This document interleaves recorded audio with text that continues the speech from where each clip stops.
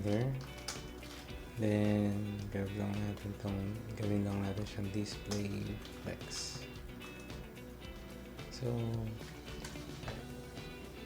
ngayon, gusto ko is itong portfolio is ilalagay ko dito sa kabila. So, gawin lang natin is flex direction column ay row reverse. Yan. So, bigyan lang natin ng width tong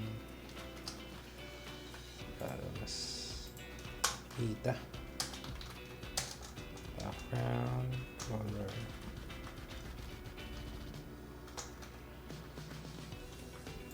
Yan.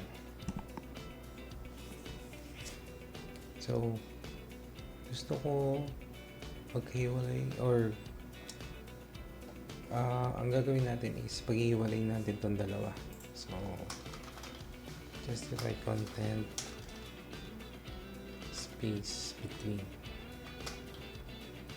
Okay? Then, gawin natin, align natin center. Yan. So, siya na mataas na. Bawasan lang natin yung header. Tapos, margin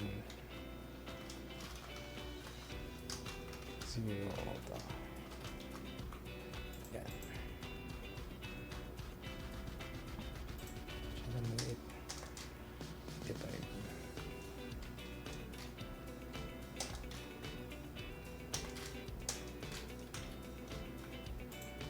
Okay.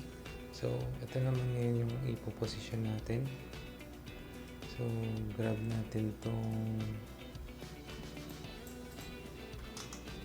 navbar nav ul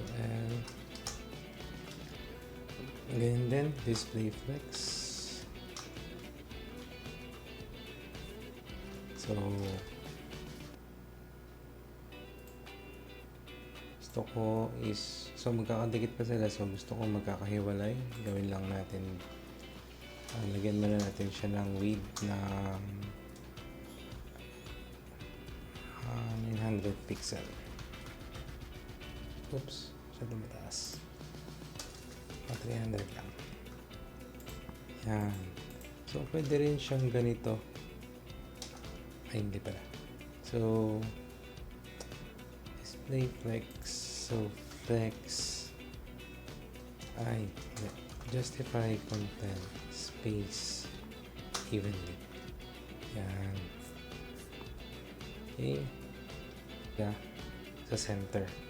So, parang maliit. So, dagdagan pa natin siya ng width 500. Yan. Ngayon is gusto ko yung li. Tanggalin natin yung list decoration.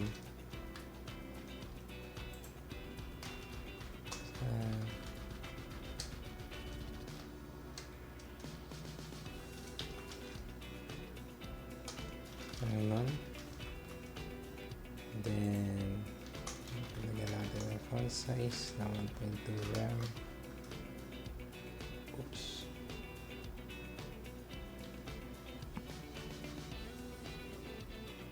Then, baba.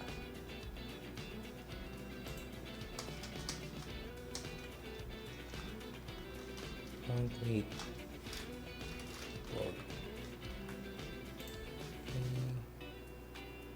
So, dito naman tayo. Okay. So, yung body, display flex din natin. Copy na natin to.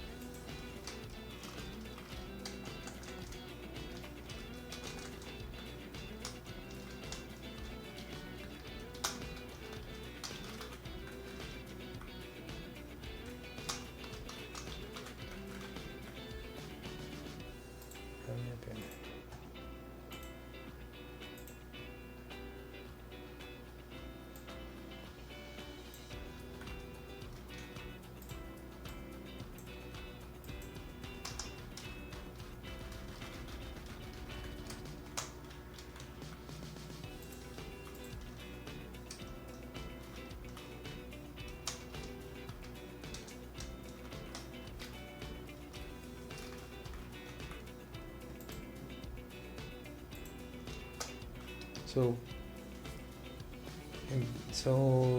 since ginamit natin yung Justify Content Center, para mapaghiwalay natin itong dalawa is gagamit tayo ng gap.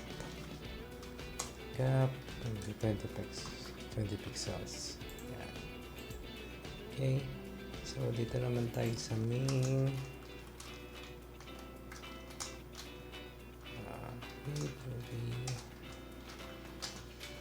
80% margin. Zero ito.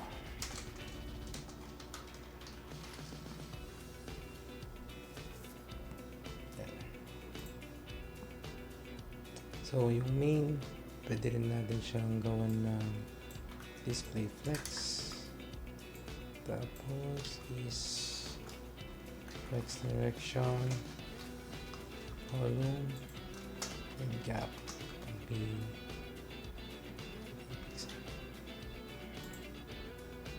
yan. Okay, so that's it for now. So i-continue natin to video. So mag-add pa tayo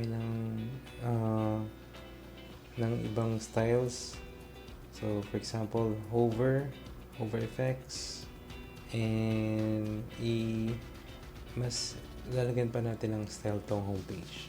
Okay? So hope you enjoy and see you on the next video. Thank you.